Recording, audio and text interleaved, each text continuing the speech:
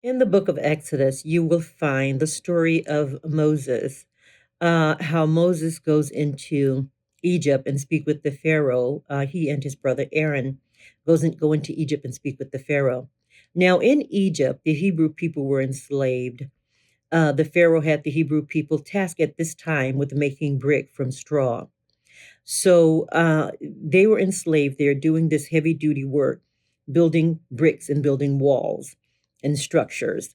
And so Moses went in and spoke with the Pharaoh, and he and his brother Aaron spoke with the Pharaoh and said, the God of the Hebrew people said, let his people go. And the Pharaoh refused. And Moses went back several times to speak with him and insisting that he let the people go. But the Pharaoh hardened his heart and I'm not going to do it.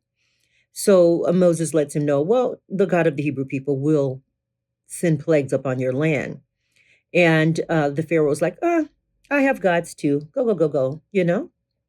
So the plagues began. God turns the water to blood.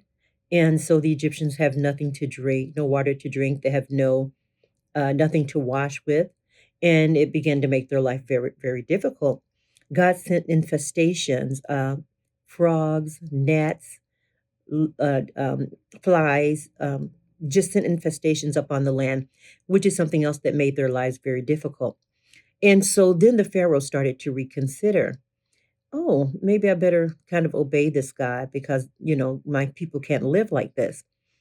And with that, God did let up on the plagues. And the Pharaoh thought, there's nothing to fear from this God. It's everything's over. It's all good. I'm going to keep them enslaved. So he changed his mind and he decided to keep them enslaved. And he says, well, not only am I going to keep them enslaved, I'm going to make their life harder because of their God. And so he decides to, at this point of making the bricks, the Hebrew people were getting straw from the Egyptian. Egyptian workers would go out and get the straw, bring them back to the enslaved Hebrew people. And the Hebrew people had the hard task of making that straw into brick and building structures. And so he says, from this point forward, you'll go out and get your own straw. You'll come back and you'll make the bricks and you'll build the structures and you'll do it all within the time frame that you were doing just a part of it. So you're going to go out and get your own straw. I expect you to produce everything you were producing prior to this. And so that's how difficult he decided to make the lives of the Hebrew people and took his Egyptian workers right out of the picture. And so God says, okay, if you want to play that game. And so God came forward with even more plagues. So God sent different infections up on the livestock. And so the livestock began to die out. And in addition to that, he sent hailstorms. He sent an infestation of locusts to eat all of their plants, and so life became very difficult. Finally, God sent a death of the firstborn, and at this point, the Pharaoh lost his son, and that's when he decided that he should listen to the Hebrew God, and so then he did let the Hebrew people go. God sent Barack Obama. He was saying, let my people go. But they didn't listen. God sent them a plague. He sent them the coronavirus. It was a plague. And they were fearful for a minute. And then they decided, there's nothing to fear of this Hebrew God. When God sent Kamala Harris, he was saying, let my people go. But they didn't listen. And then they decided, there's nothing to fear of this Hebrew God. Let's double down. Let's make their lives even harder.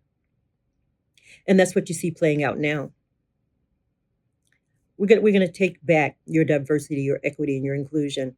We're gonna take back police reform. We're gonna allow them the freedom to destroy you in the streets, and it's justified. We're going to take away higher education. We're going to make everything unaffordable to you. We're going to put you in a position to have what we call black jobs only, and that's what's happening. Just as enslavement It is to put you in a position where you can do only what they will allow you to do. That's where they've always had you. That's where they want to keep you. And every time you have a breath, you're able to breathe and get past that a little bit, they try and reel you back in. God keeps telling them, let my people go. But they haven't seen anything yet because they're about to have some plagues. And let's talk about it. The book of Revelation tells us what plagues that they'll receive. And here's the thing. God tells us what's going to happen. He doesn't tell us when it's going to happen. What he says is only I know the day and the hour, but it will happen. That's why when he said to you, Hebrew people, that you will go into bondage, taken into a land that is not yours, and that you will serve your enemies with a yoke around your neck. He didn't tell you when it was going to happen, but it did happen. When God said to Abraham, your offsprings will be slaves in a land that is not theirs and will serve for 400 years, he didn't say when it would happen, but he said it would happen, and we did live it. We lived through that. So God tells us what's going to happen. He doesn't tell us when, but he tells us that this is going to happen. And I can see it happening under this administration. Now, I'm going to go back to the book of Judges real quick here, because he tells us there's going to be an internal and an external war simultaneously. That hasn't happened yet. That is a prophecy that is yet to happen. I can see that happening under this administration. Yes, I can. Now, we get over into the book of Revelation. He tells us there's going to be days of darkness. How would that happen? It could be a land of smoke. It could be fire everywhere. Smoke fills the sky. You can't see the moon or the sun. The moon and the sun will be hidden for days, it tells us. So, yeah, that alone will destroy their systems. Days of darkness.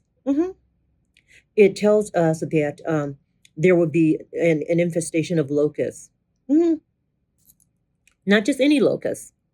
These locusts will have a stinger of a scorpion, and it will sting and it will torture, and those being stung will wish for death, but death will not come.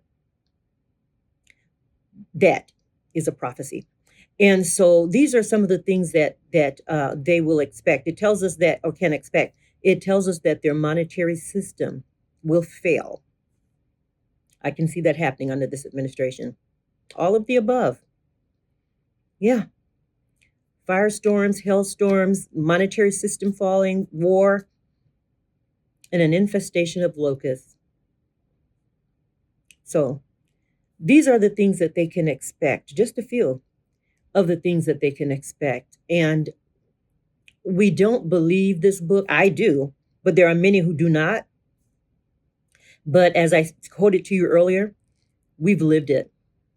Everything in this book is something that we're living.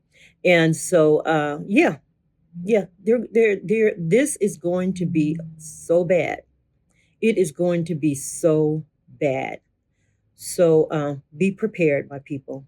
Just be prepared. I don't want to be the bearer of bad news, but this bad news is actually good news. It's actually good news. Hang in there. We'll be all right. We're going to be okay.